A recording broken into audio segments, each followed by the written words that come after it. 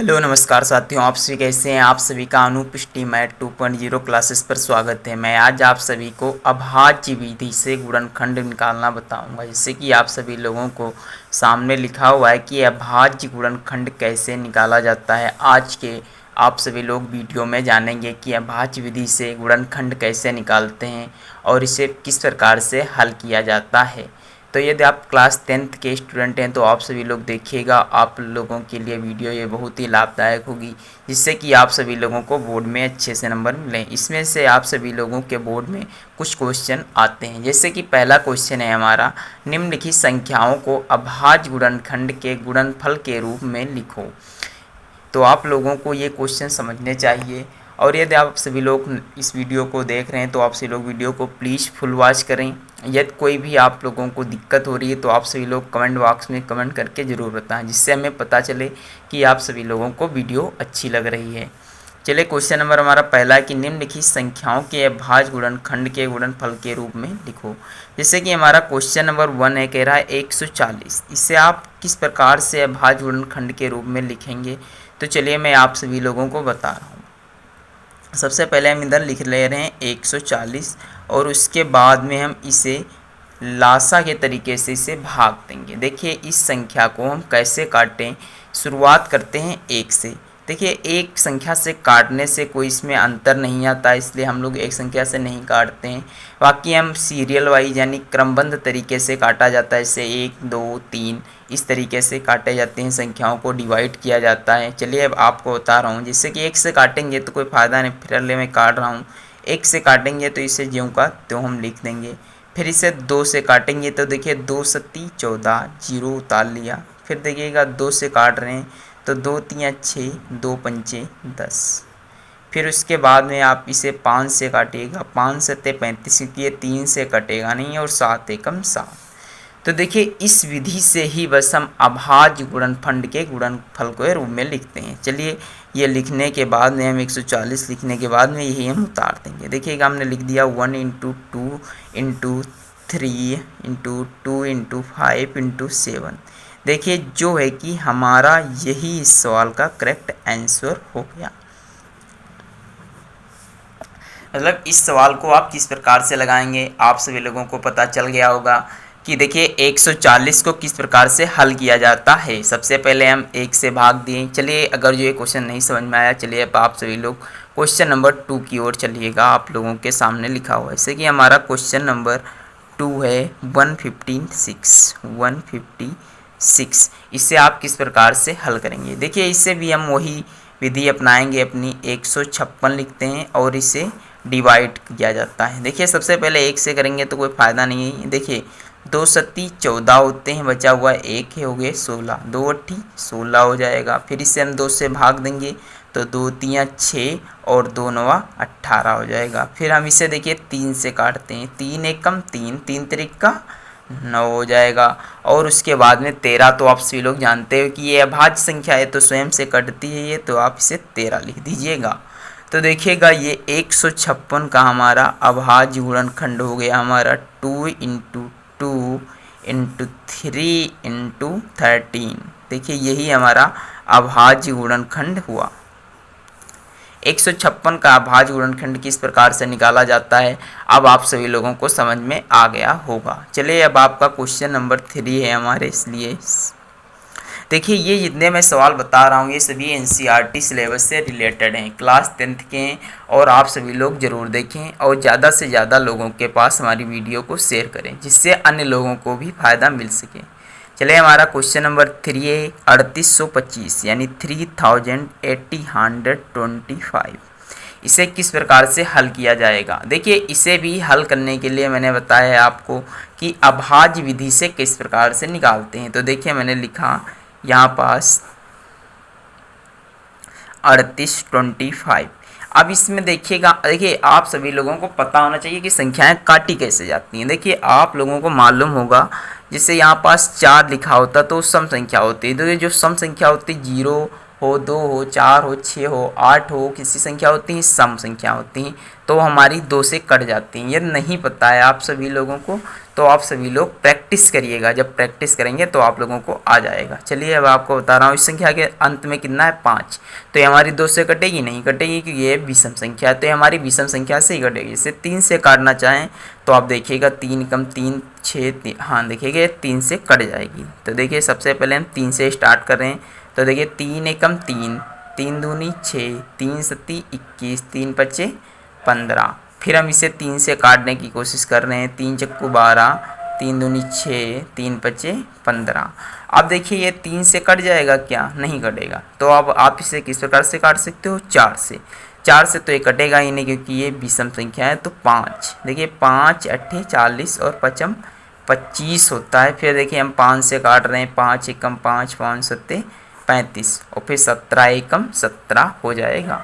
तो आप लोगों को ये सवाल किस प्रकार से आया समझ में, तो 3825 यहाँ पास लिखने के बाद में हम लोग इसका लिख सकते हैं गुणनखंड, यानी 3 इंटू 3 और 5 इंटू 5 इंटू 17। तो यही हमारे सवाल का आंसर रहा। तो आप सभी लोगों को ये 3 क्वेश्चन समझ में आ गए होंगे।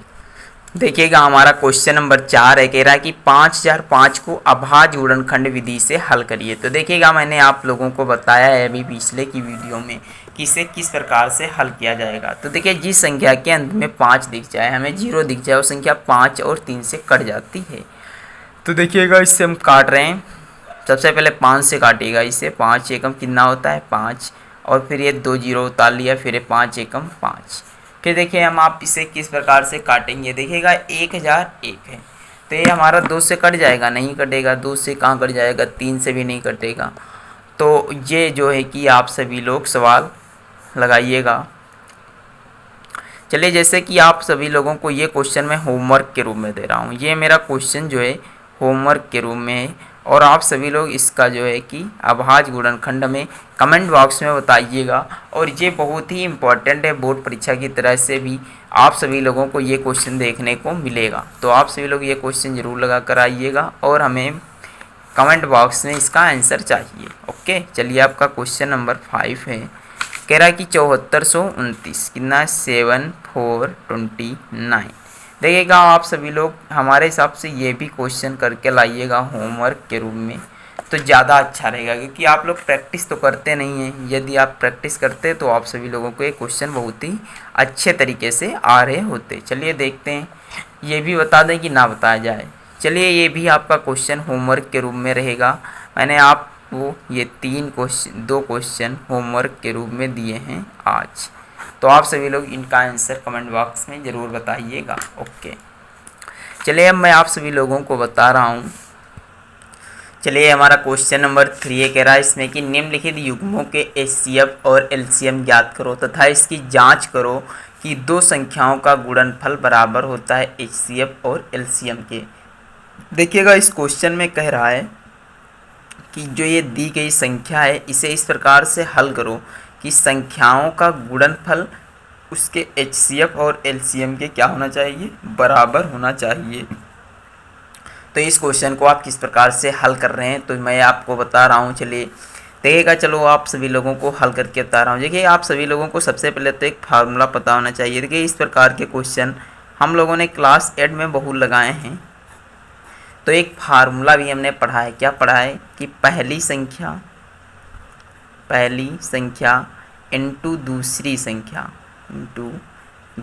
संख्या ये किसके बराबर होती है, एचसीएफ और एलसीएम के गुणनफल के बराबर होती है। तो आप सभी लोग ये फार्मूला ज़रूर नोट कर लीजिएगा अपनी कॉपी में, यानी पहली संख्या गुणा दूसरे संख्या बराबर एचसीएफ एवं इनटू एलसीएम के गुणनफल के क्या होती है, बराबर होती है। तो हमारी संख्या दी गई है 26 और 91। तो देखिएगा सबसे पहले तो आप सभी लोग इसका लासा निकालिएगा। देखिएगा आप सभी लोगों को बता रहा हूँ, सबसे पहले 26 का निकालते हैं हम। तो देखिएगा 26 लिखा और इसके बाद में इसे 2 से भाग दे रहे हैं, 2 13, फिर 13 एकम कितना हो जाएगा, 13 हो गया। अगला है हमारा 96, देखिएगा हाँ 91 है, तो 91 का हमें लासा इसी प्रकार से निकालते हैं। तो देखिएगा इसे किस प्रकार से निकाला जा सकता है, 7 से निकालते हैं। 7 एकम 7, 7 त्रुक 21 और फिर 13 एकम 13। तो आप इसे किस प्रकार से हल करेंगे? देखिए 26 लिखिएगा, उसके आगे लिख दीजिएगा 2 इंटू 30। कितना लिख देंगे? 2 इंटू 30। और फिर हम लिखेंगे 91, इसके आगे हम लिख देंगे 7 इंटू 30। तो आई होप आप सभी लोगों को इतना समझ में आ गया होगा। तो ये किस प्रकार से लिखे आप लोगों को इतना समझ में आया। अब देखिए हमारा क्वेश्चन कहने का मतलब ये है कि आप यहाँ से HCF कैसे निकालेंगे। देखिए इस सवाल से आप बहुत अच्छी सी जानकारी जान पाएंगे, जैसे कि आप लोगों को पता चलेगा कि आप इसमें से HCF कैसे निकालेंगे। तो देखिए HCF निकालने का जो तरीका होता है बहुत ही सही होता है। वो कैसे हम निकालते हैं? देखिएगा सेम संख्याएं जो होती हैं उन्हें लिखा जाता है और जो सेम संख्याएं नहीं होती हैं उन्हें छोड़ दिया जाता है और वही हमारा क्या हो जाता है? HCF हो जाता है। तो देखिएगा ये दी हुई संख्याएं जो हैं हमारी, ये इसमें से कौन सी संख्या सेम है? देखिएगा ये हमारी जो 13 है यही तो संख्या सेम है, और ना 2 है और ना 7 है, तो ये हमारी सेम नहीं है, तो ये हमारी क्या है? सेम है। तो हमारा HCF जो होगा बस यही होगा। तो आई होप आप सभी लोगों को ये इतना क्या हुआ होगा? क्लियर हो गया होगा। अब देखिएगा LCM कैसे निकालते हैं। देखिएगा LCM भी निकालना इससे बहुत ही आसान है। देखिए LCM में हम ओ लिखते हैं, जैसे कि देखिएगा आप लोगों को मतलब जिस संख्या 2 बार आई है उसे एक बार लिखा जाएगा और जो संख्या एक ही बार आई है उसे एक बार लिखा जाएगा। देखिए 2 है तो आप 2 एक बार आया हुआ है, 7 एक बार आया हुआ है और 13 2 बार आया है, तो क्या करना हम इसे लिख रहे हैं एक बार। तो देखिएगा आप इसकी अब गुणा करिएगा, तो जब आप इसकी गुणा करेंगे तो 7 दूनी 14 3 42, 14 एकम 14 4 18, यानी 182 जो है इसका क्या आया? LCM आया हुआ है। तो आप सभी लोगों को इतना समझ में आ गया होगा। अब देखिए इसका मान जो है इनपुट हम कर दे रहे हैं पहली और दूसरी संख्या में, जिसमें कहा गया है कि देखिएगा कह रहा है जांच करो कि दो संख्याओं का गुणनफल जो होता है HCF इंटू LCM के बराबर होता है या नहीं होता है। तो ये जांच करने के लिए हम फार्मूला तो हमें पता ही है, तो हमें देखिए पहली संख्या हमारी जो है वो कितनी है? 26, और दूसरी संख्या जो है हमारी वो कितनी है? 91। फिर देखिएगा equal to HCF into LCM, यानी 26 इंटू 91,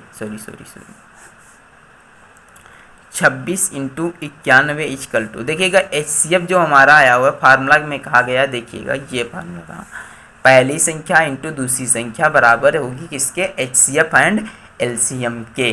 तो देखिएगा यही हम लिख रहे हैं यहाँ पास। HCF जो है तो हमारा HCF कितना आया है? 13, और LCM कितना आया है? 182। तो देखिएगा आप लोग इसकी गुणा कर लीजिएगा और वही हमारा जो होगा वो करेक्ट आंसर होगा।